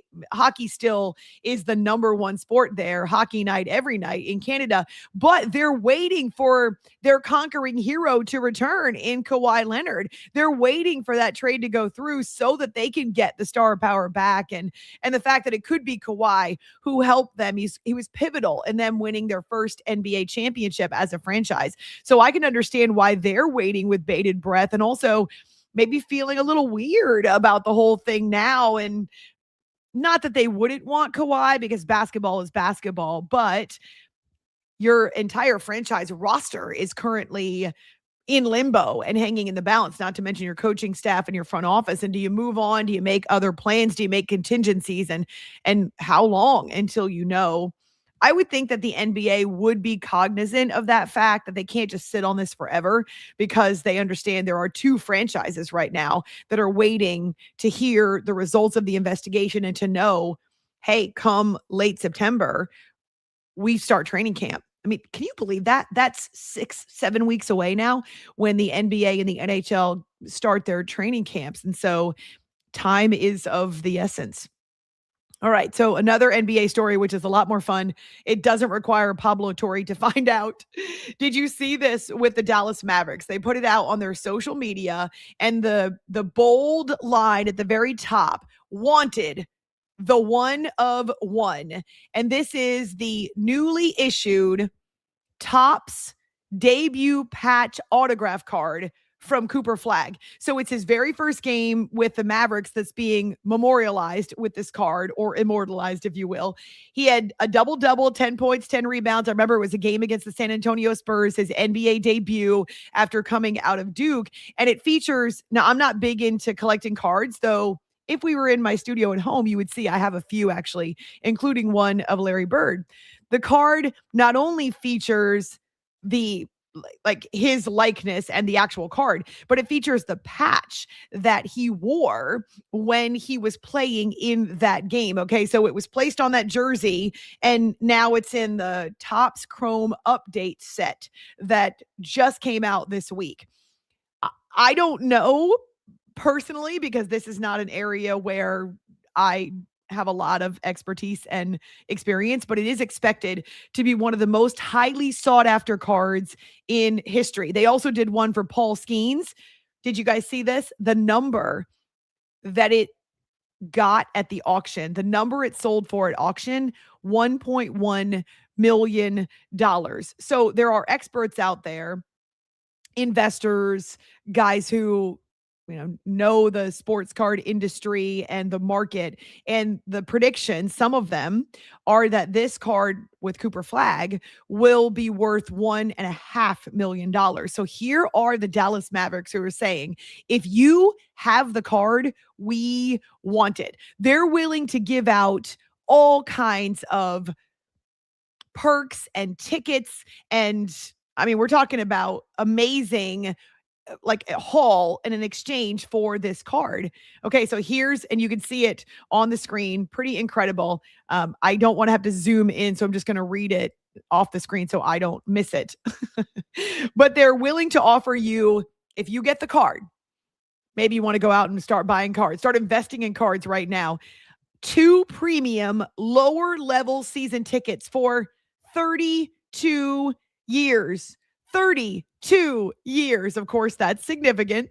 You can also get a signed jersey from Cooper Flagg, post-game photos with the young superstar, a photo shoot with his Rookie of the Year trophy, if that's your jam, and the 2011 NBA championship trophy. So let's just say you're a Dallas Mavericks diehard. Maybe you don't have the money for season tickets right now, but you love Dirk Nowitzki and you remember every moment of that 2011 NBA Finals. I was actually working at ESPN Radio at the time, and I did part of the studio for that finals series against the Miami Heat. It was amazing. So that championship trophy, his Rookie of the Year trophy, you can get a sesh with the 2 trophies, a VIP tour of the practice, the practice facility, a meet and greet with the team, a private basketball experience for up to 10 guests at the American Airlines Center, and a road trip experience to Boston, of course, to see the Mavericks play the Celtics. And that includes the whole package, airfare, hotel, tickets. Okay, so we don't know the total value because it would kind of depend on where the seats were and what the premium lower level season tickets sell for, or what their face value is. But this card is so valuable to the Mavericks that they're willing to give you all of this stuff. Now, keep in mind, most of this stuff costs them no money. Okay, so that's what I think is worth pointing out. Yes, they'd have to pay for you to go on the road trip to Boston, airfare, hotel tickets. Gosh, if they were smart, they would just turn around and put you on the team plane and make it even more so. And then you don't even have to worry about the airfare, right? If you're the Mavericks. But yeah, we're talking about a road trip. That's nothing from a Mavericks organization that's worth millions of dollars. The tours, the photo sessions, the jersey from Cooper Flagg, that doesn't cost them anything. Okay, so that's all stuff that they get for free. Walking you through American Airlines Center and the private experience, none of that costs them any money. So they're asking you to give up. If you're the one that finds the card, they're asking you to give up a possible payday of $1.5 million if it goes for that much. And they're not having to give up nearly as much in return. And honestly, they're not paying you for the tickets, right? They're giving you the season tickets. It does take away from them being able to sell them for the next 32 years, but they're probably going to make money on the beer you buy or the food, the concessions, the parking that you use to get into the arena for 32 years to take advantage of your season tickets. Okay. So they're not paying a whole lot to try to get this card off the market. But what they are doing is they're putting out this gaudy package with a huge haul. And if you're a diehard Mavericks fan, it would appeal to you. And so let's be honest, this is quite the deal for the Mavericks. If they can get possession of that card, and it's something that they don't have to give up a lot for in return, though it does look really impressive when it's listed the way that they've listed it on social media. For them, it's quite the deal because most of it is time, not necessarily money. Most of it, again, maybe costs them a little bit, takes away from their earnings power, but they're going to make that up as they can promote you and as they get more traffic, people to buy Topps cards so that they can find the Cooper Flag patch, the debut patch. So they're making money, and just by getting that card in their possession, they're already a huge winner hand over fist. So I don't think I would actually give it to the Mavericks as much as I would enjoy going to the games. And that's really the thing, right? If you're a huge season ticket holder, maybe you're not big into memorabilia, but you would love to essentially have season tickets for the rest of your life. If you're in your 30s, for the rest of the time that you feel like you want to go to games and that you're willing to get out and go to games, you get to meet Cooper Flag. That's probably, if you have kids, an experience that they'll remember for their lifetimes. So we'll see. Like I said, it's a good trade for the Mavericks because they're not giving up a whole lot. It's more time than anything. And what they're giving up, they're more than going to make up for in the publicity and kind of if the card comes out and if they do end up making the trade with a fan, well, they're going to end up getting a lot of attention and a lot of PR and a lot of social media traffic simply because of the deal that they made. But yeah, we'll see whether or not someone comes up with it quickly. But what the Mavericks are doing is saying like, woohoo, look over here. You don't want that card. Let us have the card and you can have all this stuff and you can be set for life when it comes to attending the Dallas Mavericks games. And we'll even give you some special behind the scenes priceless experiences because you won't be able to buy these more than likely. It's the one card. All we want is the card. Pretty impressive, right? And they have it on social media. I might have to retweet it on my X account during the break, but it's this big graphic and across the top in very large letters, our bounty. So it's got of course, a photo of Cooper Flag, and it's got a photo of the debut patch and the autograph card because he signed it, obviously. And they're looking for it. They've got our bounty across the top. Just here's what we get. We get the one card. You get all of this stuff. We got to put it in fine print because there's so much stuff we can't fit it on the front of the card if we use a larger font. So that's kind of fun. I like it. I like the creativity of it for the Dallas Mavericks, but I also think it's worth noting that you're likely to make a lot more money and you're likely to come out a lot farther ahead if you get the card and you sell it than if you get the card and give it to the Mavericks. You might be their favorite person and they might put your name out there and you will get some attention and some social media traffic. But for the most part, if you're looking for the financial windfall, if you're looking for that bounty that really makes a difference for generations to come, you're probably better off keeping the card and selling it yourself. Though I know that doesn't seem as romantic, or it's not as much fun as getting season tickets for 32 years to be able to attend Mavericks games as much as you want and be a diehard there in the lower level. It would be tempting. If you're a huge fan, that is a tempting deal, but the money ultimately would be worth more to you if you end up keeping the card. Zach, what would you do? Okay, say it's not the Dallas Mavericks. Say it's your favorite. Yeah. I would probably turn it in still, just because everything you're getting back for it, it seems like that's the way to go. Like, I do understand, like you said, that they don't have to give up much for the tickets and for everything else. So it's not a lot of a haul for the Mavs staff to give Not up. an even exchange. Yeah. No, well, it's not an even exchange, and honestly, I think I might, just knowing the little bit more that I know about some of the card hobby, I might just sell it. And the reason I say that is because the chance of you finding it, like the boxes that these come in already of just the packs that you're not guaranteed obviously to get anything in, for like the hobby box that this is in, is like $550 a box. What? Yes.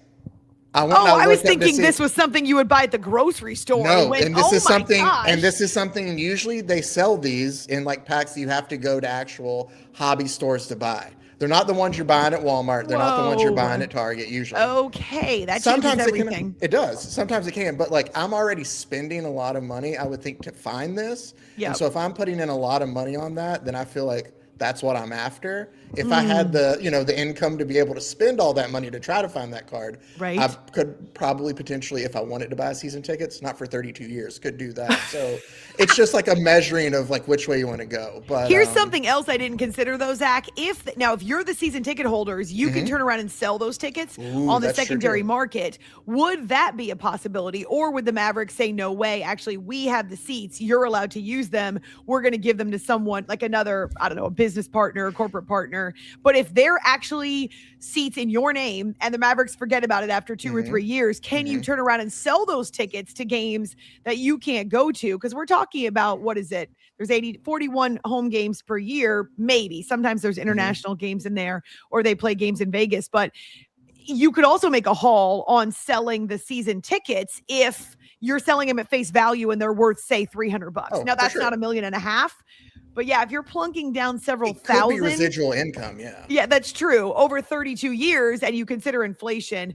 At the same time, I didn't realize how much these boxes of cards cost. So if you're plunking down, let's say 10 grand, and you come up with it, you've already spent a lot of money. Yeah. I don't know. I mean, it's just weird to interesting balance dilemma. The thing that I would also say is, just because of some of the other places I have worked, I do know a little bit about this, that the season tickets that the Mavs probably gave you, like they would know exactly what section and everything. So if they scoured, like they would be able to tell if you were selling them or not. So they might have, like you said, like they might have the caveat in there of like, yeah, you got to keep them though, which then also changes everything too. It's very weird how it all works out. It's a really nice looking card, but I think honestly, at least in this situation with Cooper Flag, and I'd still probably turn it in. Like that is a lot of cool things. Like you get to meet them. Like you just got to weigh it out. But no, I think I'm turning it in. Yeah, the season tickets, if you could sell them, that's tempting. But I agree. I think the $1.5 million, it's worth so much more. And you don't even know if that's what it actually sells for. Of course, it could be less. But even so, that's a payday that could really change your family's entire financial future. Absolutely. Right? I was trying to find, when I was looking this up, I'm not going to be able to pull it up just because I thought it would be fun for our Friday. Well, I might be able to. There's a bug. There's a bug. Oh, you good? No, it's fine. It's just a bug flew past my face. One of the things that they have done, and if it'll convert and let me upload it real quick, is it's not only just that you can look forward to in these card packs. They have also, I guess, partnered with Minions. And so I know that you probably have always wanted the movie. Like the movie Despicable Me, Minions? Alexander Minion card. Like they have, like that is also what you can look forward in these packs when you're buying them. Is not only. Oh my gosh, I love Minions. Yeah, They're so cute. Sometimes I use that example on my. Did I say Despicable Me, right? That's the name of the original movie. Yeah, I love Minions. They're cute. And I feel like it's really neat that they finally got their own movies too. No, seriously. Do you see that bug flying? It's I don't see it at all. I believe you, but I don't see It's a little weird gnat that's flying by my nose. And at first I thought it was just my eyes, like, I don't know, floater or something. But no, it buzzed the tower. It just pulled a Maverick and like, brush right past my nose. I mean, do we really need to see all this? Maybe this is a bad idea and I should just go back to radio. Oh my gosh, what a mess I am today. Okay, running late, but the neat thing about the internet is the commercial breaks, when they happen, don't matter as much. Now, coming up, we did have the scoop from Spider-Man on our Thursday show, who just happens to be an LA guy, by day. He's an LA reporter, and he told us about Aaron Donald being at practice in a helmet and what not just Myles Garrett had to say about when. That was the word that we got from Michael Duarte / Spider-Man. Myles Garrett said to him when Aaron Donald joins this team. So Sean McVay called on the carpet. He's got his shades on though. Sean McVay had to answer the question on Thursday about Aaron Donald and is this a real thing? And so as we get closer to the start of the actual NFL season with the Hall of Fame weekend, yes, Aaron Donald will be a Hall of Famer, but will the clock reset? That's the answer that everyone's looking for. And you'll hear what Sean McVay had to say straight from, he's not a horse, straight from the source. The source, the horse is a horse, of course. Right. It's All In with Amy Lawrence on YouTube and the Rogue Media Network.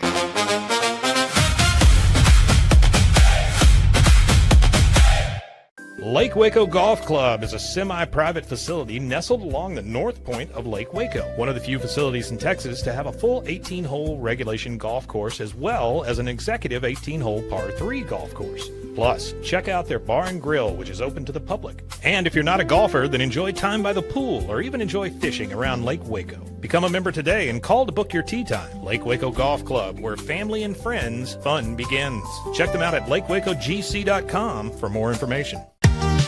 Summer isn't over yet. Make every last splash count at Waco Surf. Catch perfect waves, float the lazy river, or relax on the beach while the kids make unforgettable memories. Stay in their hotel or private cabins, or hook up with your RV. Located just 90 miles from Dallas and Austin, set on 450 acres in the heart of Texas, Waco Surf is unlike any other water park around. Before school starts, give your family one more epic adventure. WacoSurf.com. Book your stay today and catch a wave. It's the premier charity event of the year, the 2026 Central Texas Cattle Barons Ball, presented by Ascension Provident. A fun evening filled with great food and drink, dancing, a spectacular auction, and more. This year's theme is Nashville Nights, Neon Lights, and Bullfights. Get your tickets now, donate, or be a sponsor. Help support the American Cancer Society to find a cure. The 2026 Central Texas Cattle Barons Ball, October 24th at MCC Highlander Ranch. For more information, go to CentralTexasCattleBaronsBall.org.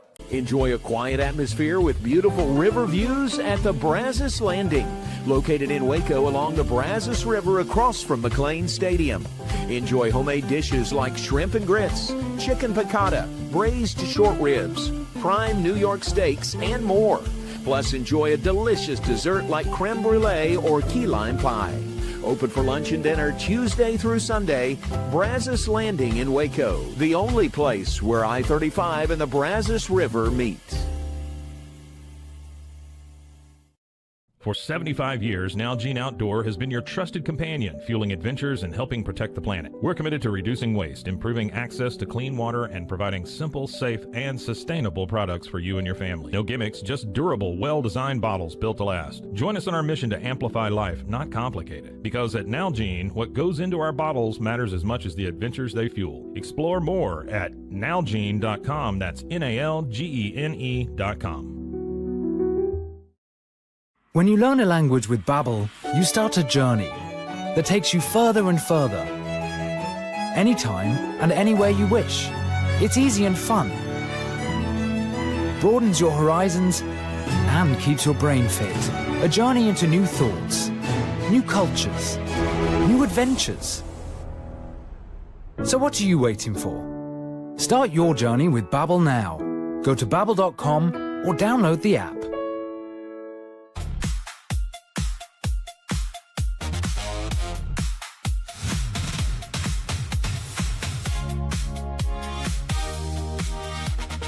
It's not on, but the microphone won't stay put either. And so, yeah, it's I'm all out of sorts on this edition of the show.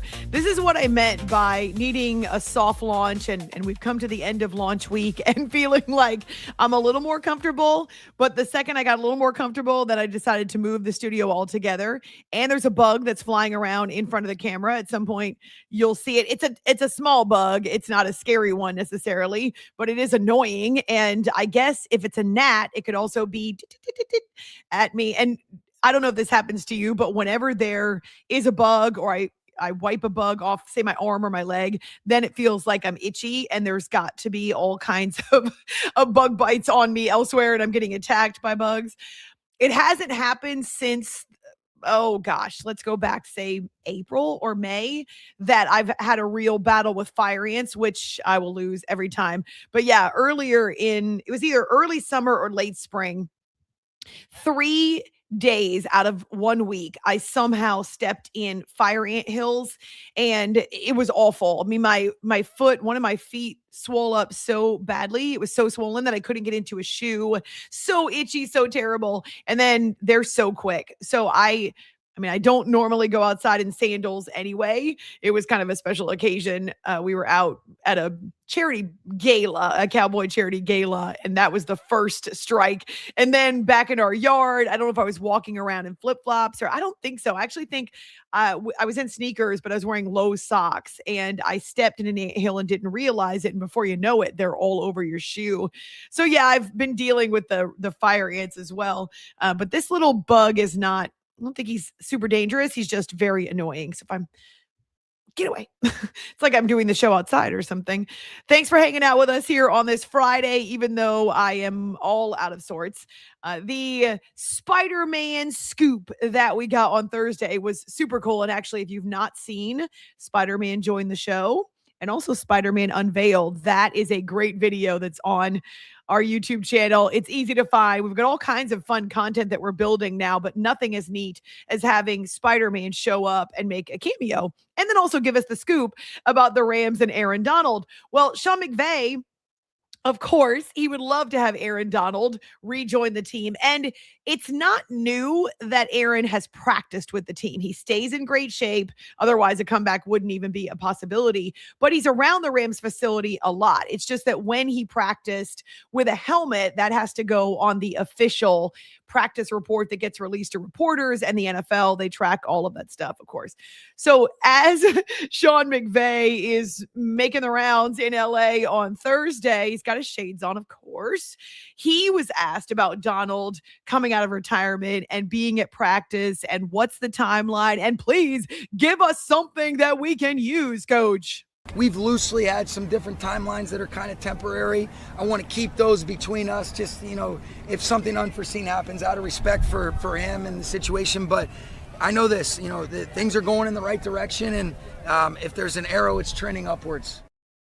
If there is an arrow, it's trending upwards. That's cool. And that comes from a media scrum. You can see the Rams with their banner and their logo behind. So there are a lot of people that are interested.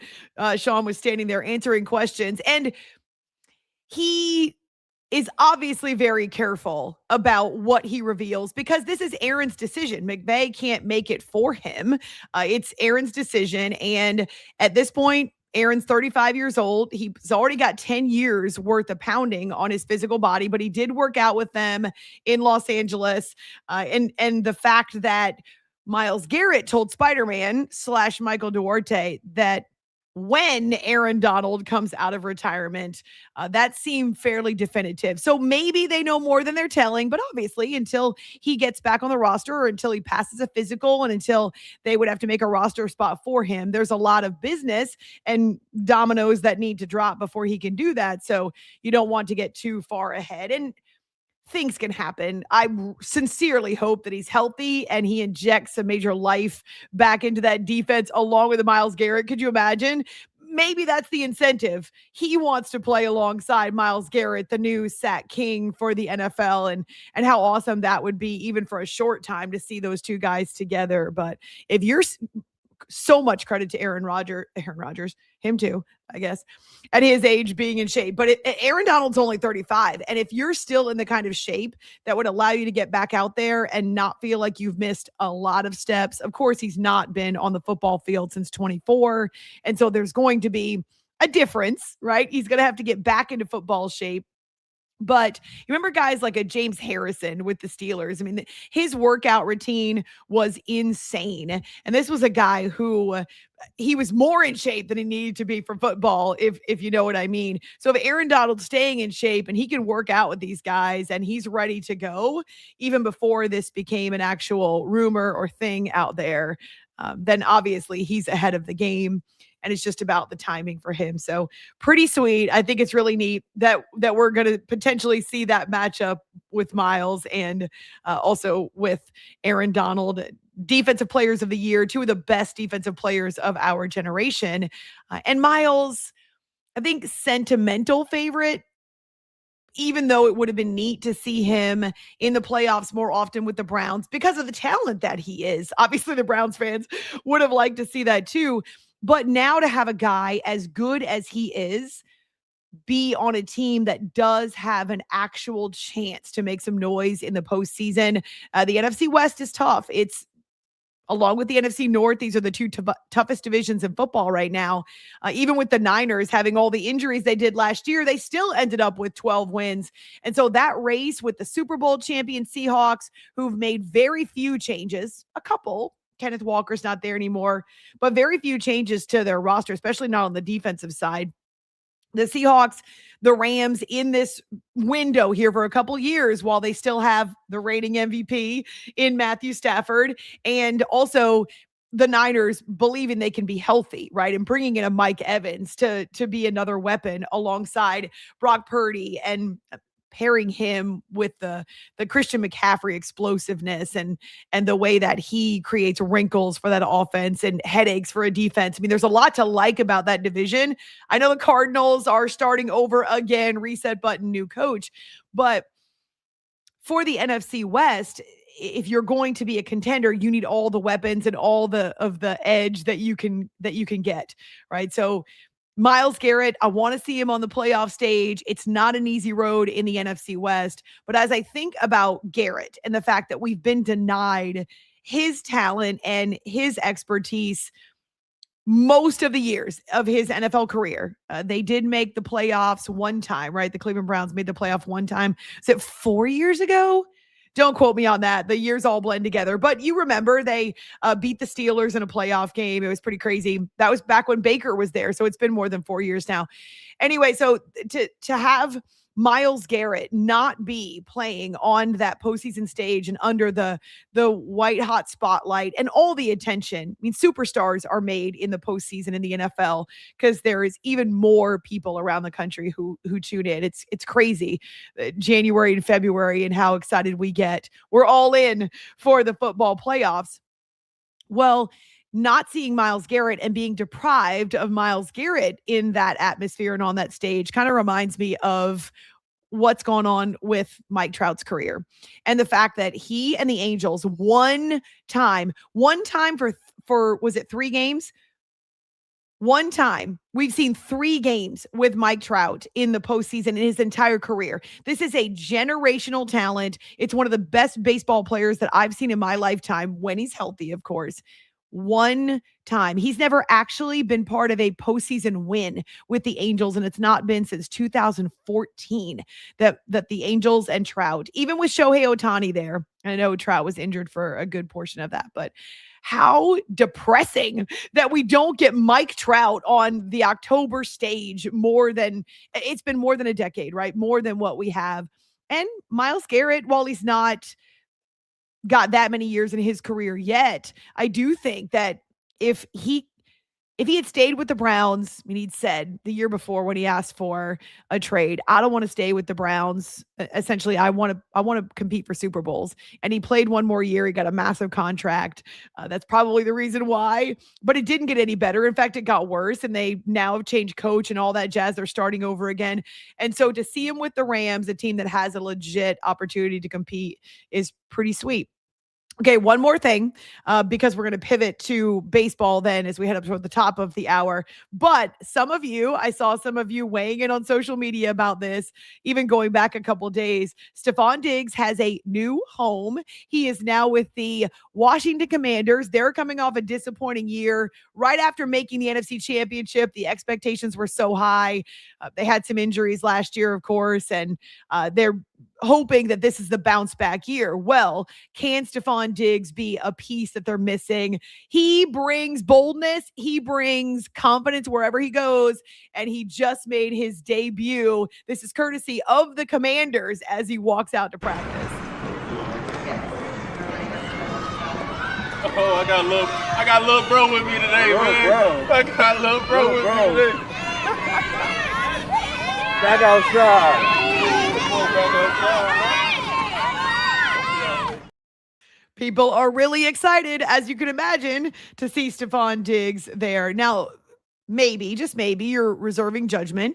I get that. He's had a bunch of twists and turns to his career, but Terry McLaurin, Scary Terry, and Stephon Diggs, there's a lot of talent there, even if you're not sure that Stephon can stay. I would say that he can stay focused on football, that he can be more focused on football than he is on what's happening off the field. And there's been a lot of drama in his personal life, just a lot of stuff that's happened around him.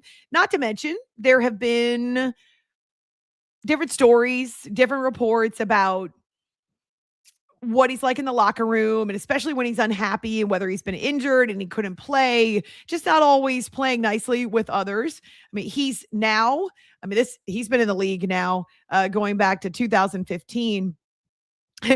Sometimes you look at the players' birthdays and kind of check out their ages and you're like, whoa, it's a player that was actually born in the 90s. That means there's kind of that line of demarcation that you're getting a little bit older in your career. So he was with the Vikings, obviously. That's the team where he started out and then spent some really productive years in Buffalo with Josh Allen. But this will be his fourth team in 4 years. So leaving the Bills, going to the Texans. He was injured there, only played the 8 games. He spent last year with New England, and that was huge. They loved him there. They ended up making it to the Super Bowl, obviously. And now on to the Commanders. And so there's kind of been some drama that's been left in his wake, and we'll see. Can he put aside the off-field stuff long enough to be focused on football and really be productive? Because obviously he's still very talented. That's never been a question with Stephon Diggs.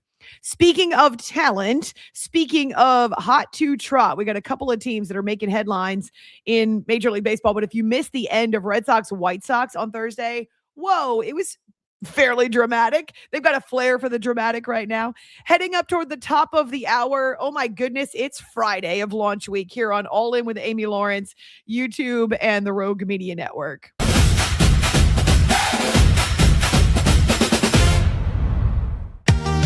Summer isn't over yet. Make every last splash count at Waco Surf. Catch perfect waves, float the lazy river, or relax on the beach while the kids make unforgettable memories. Stay in their hotel or private cabins, or hook up with your RV. Located just 90 miles from Dallas and Austin, set on 450 acres in the heart of Texas, Waco Surf is unlike any other water park around. Before school starts, give your family one more epic adventure. WacoSurf.com. Book your stay today and catch a wave. It's the premier charity event of the year, the 2026 Central Texas Cattle Barons Ball, presented by Ascension Provident. A fun evening filled with great food and drink, dancing, a spectacular auction, and more. This year's theme is Nashville Nights, Neon Lights, and Bullfights. Get your tickets now, donate, or be a sponsor. Help support the American Cancer Society to find a cure. The 2026 Central Texas Cattle Barons Ball, October 24th at MCC Highlander Ranch. For more information, go to CentralTexasCattleBaronsBall.org. Enjoy a quiet atmosphere with beautiful river views at the Brazos Landing, located in Waco along the Brazos River across from McLean Stadium. Enjoy homemade dishes like shrimp and grits, chicken piccata, braised short ribs, prime New York steaks, and more. Plus, enjoy a delicious dessert like creme brulee or key lime pie. Open for lunch and dinner Tuesday through Sunday. Brazos Landing in Waco, the only place where I-35 and the Brazos River meet. Lake Waco Golf Club is a semi-private facility nestled along the north point of Lake Waco, one of the few facilities in Texas to have a full 18-hole regulation golf course as well as an executive 18-hole par 3 golf course. Plus, check out their bar and grill, which is open to the public. And if you're not a golfer, then enjoy time by the pool or even enjoy fishing around Lake Waco. Become a member today and call to book your tee time. Lake Waco Golf Club, where family and friends fun begins. Check them out at lakewacogc.com for more information. I know you're gonna love this Kodak Dot Plus printer. You guys just connect it to your smartphone and then you're gonna use the Kodak Photo Print app. It's going to print you a 4x6 photo. I am just in awe. I love how these turned out. Also, the printer comes with a free cartridge of 10 photo sheets. I can assure you, you are going to love this printer as much as my family has. You guys have to check it out for yourself. Farmhound's approach is a little different than a traditional tree company. We get to work with local farmers who are putting everything they can into regenerative farming. From the soil to the animals to the ecosystem. They care about how animals are raised and how we treat the earth. It's not just product, but it's part of that story. It's connected to just a whole lot more.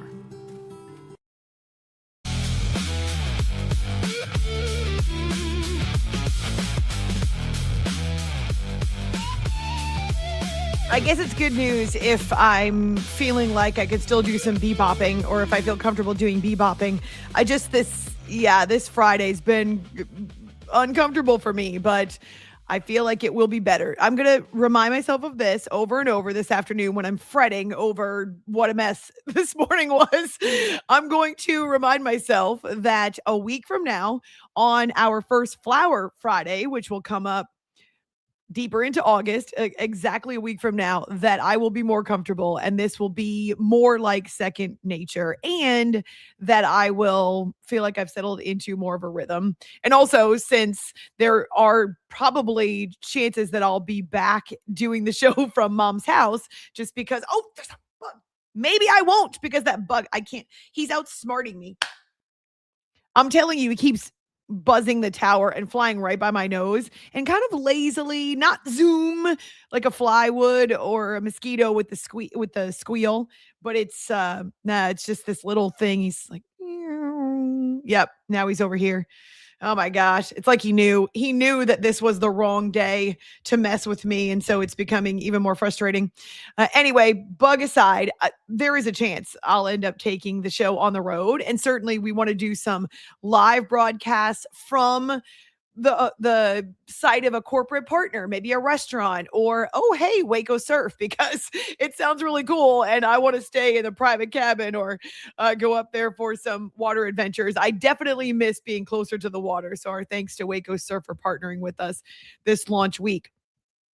Even as we talk about football, and even as we will eventually be branding these Football Fridays, because I'm all about the Football Fridays once we get into the fall. Fridays, fall football. It's all my favorite stuff. Flowers too, both Flower the dog and actual flowers.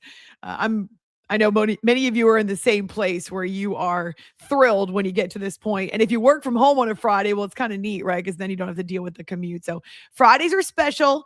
They're special. And we'll talk a lot more about Football Fridays, and we'll brand them Football Fridays. But it's still baseball season and still the dog days. And if you were not watching what happened between the Red Sox and the White Sox on Thursday night, I was actually working on Sirius XM Mad Dog Sports Radio, and it was crazy. The back and forth between the White Sox and the Red Sox. So it was taking place at Fenway. It went into the 13th inning before Caleb Durbin was able to stroke an RBI single into center, and the Red Sox walked off. But they had to rally 5 times. They trailed 5 times in this game. So it was over and over and over again. 9 different Red Sox pitchers. And so they were able to get I guess kind of the war of attrition. They were able to get a couple of innings from Brian Bello, but it was a mess. It was back and forth like a tug of war, and it was highly entertaining, I guess, unless you are the White Sox, who just could not hold a lead. So all of the people who were left there at Fenway went nutso, obviously, because this extends their win streak to 8. Big picture, kind of zooming out, 31 wins in 36 games. So this is no longer just a flash in the pan for the Red Sox. This is a team that has made some serious noise and has made up some serious ground in the American League. Now, the AL, to be fair, is a league that doesn't have a lot of quality teams right now. It's, as I mentioned earlier in the week, it's kind of thick around the middle. Not everybody, a lot of the teams, most of the teams are clumped together and pursuing mediocrity.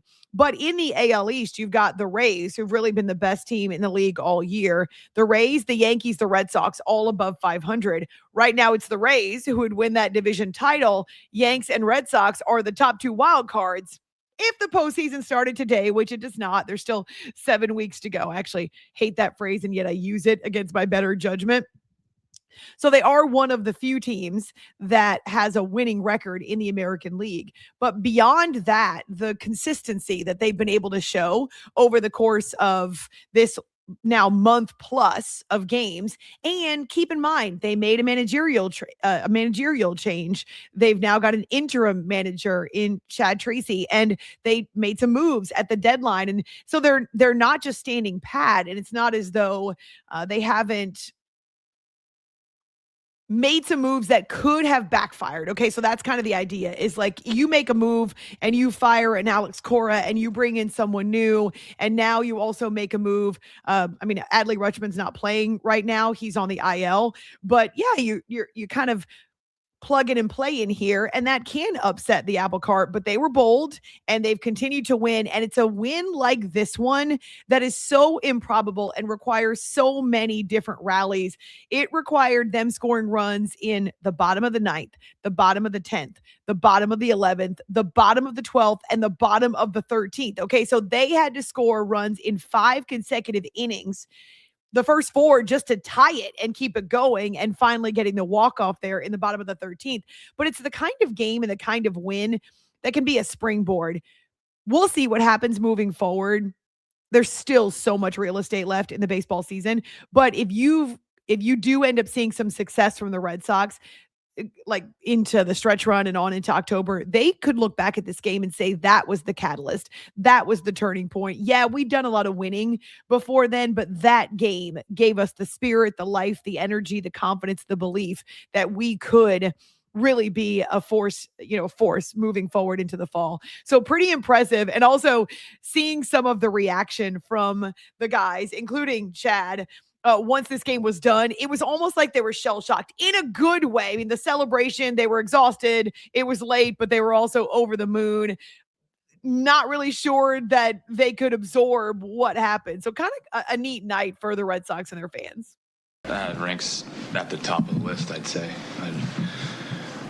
You guys can ask me questions about the game. I don't know if I'll quite remember what inning certain things happened. It was unbelievable. They just did not want to lose. So it was incredible. It was incredible. So that's good stuff. Appreciate that video coming from the Red Sox. But you hear him kind of talk about like, wow, I know this is going to be one of the most memorable moments of the season. But at times, even now thinking about it, it's such a blur. I don't know that I can even remember the specifics. But he also talked about them feeling like the 13th was really where push was coming to shove, and that they had to, at the top of the inning, shut down the White Sox, because that was part of the issue. Not only were they scoring runs themselves in the bottom of the frames, but they had to. They were forced to. Their backs were against the wall because they kept giving up runs in the top of the inning. And he said, and I did talk about this when I was on SiriusXM last night, I said, this is a race to see which team can avoid using their position players to pitch, because you get to the 13th inning and you throw those kind of pitches, and it's not like it was a scoreless tie, right? There were a lot of runs that they were scoring and a lot of different arms they were using. So yeah, he said there was a sense of urgency there when they finally got to the bottom of the 13th. Chad, when Ryan holds him scoreless in the 13th, is the feeling right there, let's go get this thing? Yeah, I mean, well, the feeling was like that for 3 or 4 innings prior to that, you know. Even when they get one, it's like, you know, if we can get a guy on, which we did a couple times, and you got 2 guys on, winning run on, you're trying to win the game. So, but, you know, that was the first inning that somebody got held scoreless. So you're trying to get it done right there. We only had so many bullets with Bayo, too, so it was like we had to get it done. What are you going to do next? Like, if I went to the 14th? We would, if we run out of bullets with Bayo, we're going to have to use a position player. It's just that simple. We use the whole bullpen. Dope. Yeah, so Bello, I said Bello, sorry, Bayo. Obviously, Bayo is the guy that they had in there on the mound. He's a guy that they were kind of sink or swim with, and they had to be able to get through the 13th without giving up runs because they were running out of arms. And he uses the bullet line, of course. And I think I think it's kind of fun. You get in these situations, and in the postseason, they're even more jacked up. But you get in these situations, and you're kind of flying by the seat of your pants because you honestly don't know what's going to happen. I mean, both teams are pulling out all the stops, and yeah, it's not a must-win game by any stretch of the imagination, but it's definitely one where you understand, hey, we're in uncharted territory here. So for Bayo to go those 2 innings and for Durbin to get that walk-off hit, and I wonder how many fans were left. Actually, that would be a fun question to answer. So good stuff, and it's enjoyable. Maybe sets the stage for what's to come moving forward. The Brewers also won again on Thursday, so they still have the best record in baseball. And we'll see if the Dodgers can end their losing skid, but a little more buzz, a little more energy, though football is coming. Yeah, we're off and running into the preseason and the Hall of Fame ceremonies. I hope you enjoy them this weekend. It is a Feedback Friday, so whether you're watching live, whether you catch us later on the YouTube channel, send us a note on social media. Let us know what you'd like to see in the show. But launch week is done. We made it. Kind of. The bug is still here. All In with Amy Lawrence on YouTube and Rogue Media Network.